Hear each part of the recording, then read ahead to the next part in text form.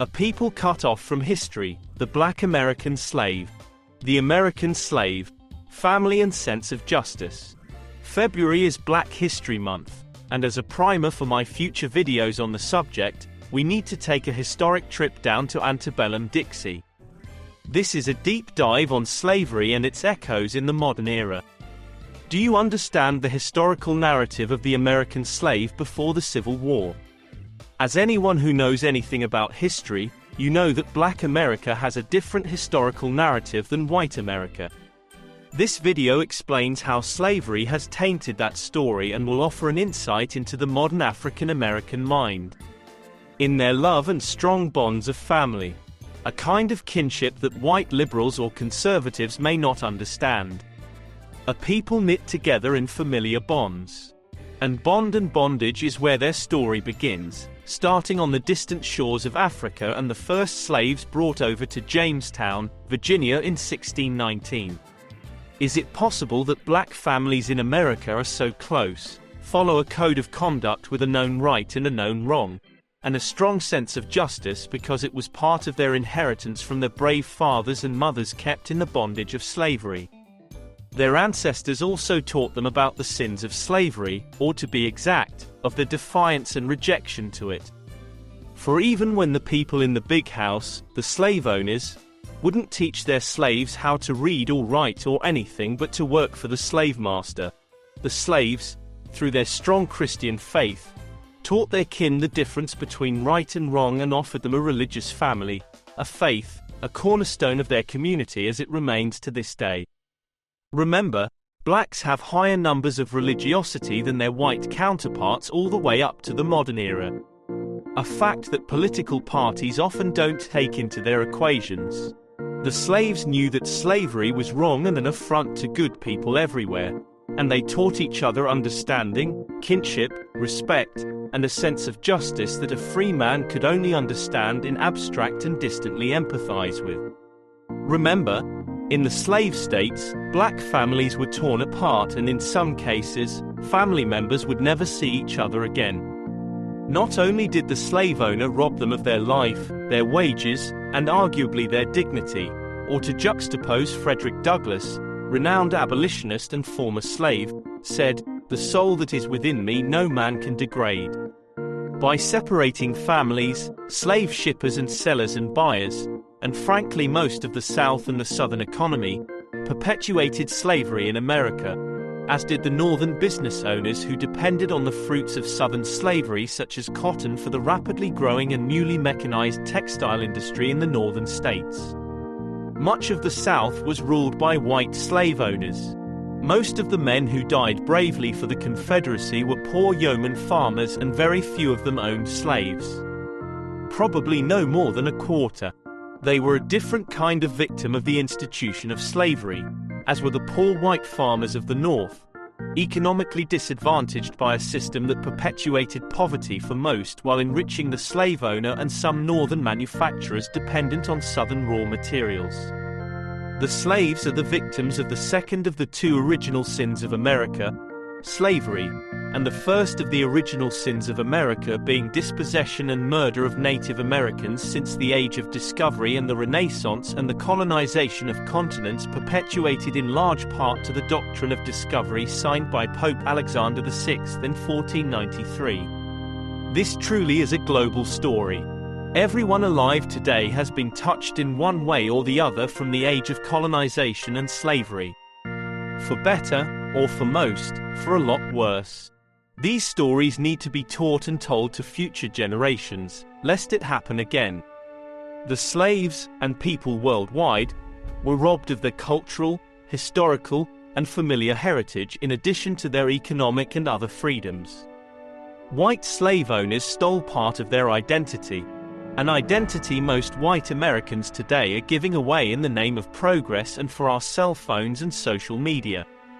We've been losing our cultural ties to our heritage, a phenomena only growing with time. But progress is best when it preserves our cultural and historic legacy. A legacy some white families don't want to teach in schools. If you didn't already know the definition of propaganda, you do now. By not teaching children the truth, the the whole truth, and nothing but the truth, such as the sins of slavery, dispossession, land grabs, and manifest destiny, racism, misogyny and discrimination, these truths will be lost to history. As well as our democracy, like the Roman Republic or that of Athens before it, will be lost to history as well. People who don't allow the whole truth of history to be taught are trying to kill the truths of history. Manipulating the past is a lie. These lies are nothing more than propaganda for the fascists. Once we forget what democracy was, how can we ever live to not live without it? These guys are literally fascists. Think Hitler, Benito Mussolini, Viktor Orban, Putin and Trump, to name a few. But back to slavery, they not only lost their family ties and heritage, whole cultures and peoples and loves and moods, and contributions and struggles were lost to history. Few stories told, even fewer remembered. Slaves taught their sharecropper children and they taught theirs, and the story of free black America began based on their beliefs and family bonds, be it blood or boo, a new cultural heritage. And they know what's right and wrong. So don't underestimate or underappreciate that, for them, families come first. They want good schools, better wages, better benefits, cheaper housing, better public transportation, clean air, clean water, safe and healthy foods and safe streets, and an end to evil and indiscriminate police shooting. They want cheap or free education, health care, and retirement. Things we all want. And you know what? They deserve it. We all do. Our DNA is 99.9% the same. We're all one race, one species, one humanity. One family. Black America knows that. Equality, respect, dignity, identity, honor. See, that's why racism and prejudice and xenophobia, ethnocentrism, homophobia and anti-Semitism and anti-immigrant has to end. We are all the same. We may speak in different tongues and have different colors, but we're all part of the same rainbow. Yeah, sounds corny, but hear me out. If we all followed the golden rule, do to others whatever you would have them do to you. This is the law and the prophets. Matthew chapter 7, verse 12. Imagine how much better the world would be for everyone. If we actually stopped fighting with each other, locally, nationally, globally. Imagine how much of money we'd save not fighting countless wars. And how much we can start to invest in the environment and in each other. What we owe to each other. And if we let or legislate that the top billionaires pay more in taxes, which many want to do, 250 of them just signed a letter on Wednesday, January 17, 2024 that they should be taxed more for their extreme wealth. Even some of the rich are saying they should be taxed more. We'd have money for those better schools, for health care, and for everything else that all humanity deserves. So why isn't that happening? What are the politicians up to? And by politicians, I'm talking about those who can't even vote on a budget. I'm talking about Republicans in Congress, and more specifically, the Make America Great Again Republicans in the House of Representatives. Why aren't they raising taxes on the rich, to make our lives easier? We certainly deserve it, especially after the last few years and the pandemic. Why are the Republicans not making our lives better? Isn't that what the government is there for? Isn't that what we elected these people to do in the first place? Not to make life overwhelming. We all feel it, at work, in our personal lives. There's too much going on and we worry about the climate and the election. There's just too much going on globally right now to deal with. Government should be doing more to make things better for us. For everyone. And every government on earth should be doing the same, and they should all be supporting each other in these endeavors. Else, we'll just have more wars, more droughts, more famine, more inflation, and our quality of life will continue to decline. While the richest of us own 60% of all of the wealth in this country and pay a smaller percentage in taxes than we do. And the richest amongst us have more money than they can spend in several lifetimes. Should anyone really have that much money? In principle, isn't that a sin? When others are dying homeless, starving in the streets. Or maybe it's our fault for voting for people who are more interested in tearing our country down than building it up. That's why Black America, even though they're largely not given the credit that they deserve in the Democratic Party, will vote for Biden for president this election year. Because they know what's right and wrong, and they know Trump is wrong for America and he would just bring more wrong down on us. They are not putting up with that again. They see the racism in a lot of eyes in the Make America Great Again crowd. And if you're in that crowd and you're a racist, I'm calling you out. There's only one human race. Look at the science. What do you believe in if you don't believe in science or scientific principles, or for that matter the very teachings of Jesus on loving one another, what we owe to each other? If you can't understand that, how do you know that anything you believe is right? And if you're a Trump supporter or worse yet a Trump voter who isn't racist, I'm calling you out. You shouldn't associate with these people. It is your obligation to speak out against racism, just as the abolitionist to the slave. It's all our job. That's part of the reparations for lost history, lost families, lost identities. The wages, that will come next. Truth and reconciliation. Just as we owe the land back to the Native American, we certainly owe the African American a lot more than what they've gotten so far. Anything else is just a return ticket on the slow underground railroad train back down to slavery. Guess the South and the slave bounty hunters won the Civil War after all. Where is your true patriotism, white America? With the North or the South? Because a lot of you believe that's the war you're playing at. Others of you just want American Nazism. Talk about the round-trip journey, but this time from America to Germany and back. If it wasn't for the genocide of Native Americans, and stealing their lands, the sins of slavery and the later racism of Henry Ford, the eugenics movement and Jim Crow, the Nazis could have ran out of evil ideas. Is that really what most Americans want? What most Republicans want? Yeah. I'm calling you out if you're a Make America Great Again or Trump voter. How do you justify voting for a criminal, a misogynist and rapist, who's already said he wants to suspend the Constitution, that he wants to be dictator for a day? How is that good for any of us? How is that good for you? We'll all be taking that slow train down to slavery. Or Nazism. One or the other. Can't you see that? We owe Black America more than more racism and a slow train ride back to slavery.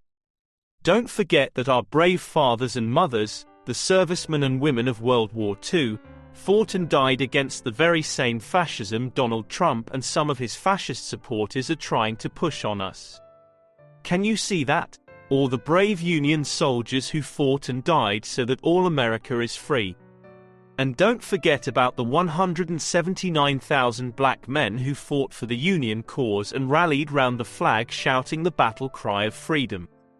Or our founding fathers and mothers whose first words in the most important document in the world after the Bible, the Declaration of Independence, we hold these truths to be self-evident, that all men are created equal, that they are endowed by their Creator with certain unalienable rights, that among these are life, liberty and the pursuit of happiness. If we're all truly equal, globally, then why aren't we all treated equally? In this reign of Trump hatred and division, do any of us feel more alive, more free, or let's face it, even happy? Life is getting rougher, the burden's extra boulders on the back of Sisyphus, and unless we get it under control, we're all going to end up more poor, overworked, unhealthy and definitely unhappy. The environment will continue to degrade, and there will be more wars, more migration, more instability worldwide, more shocks to the economy, shortages, famine, droughts, severe weather, and more inflation.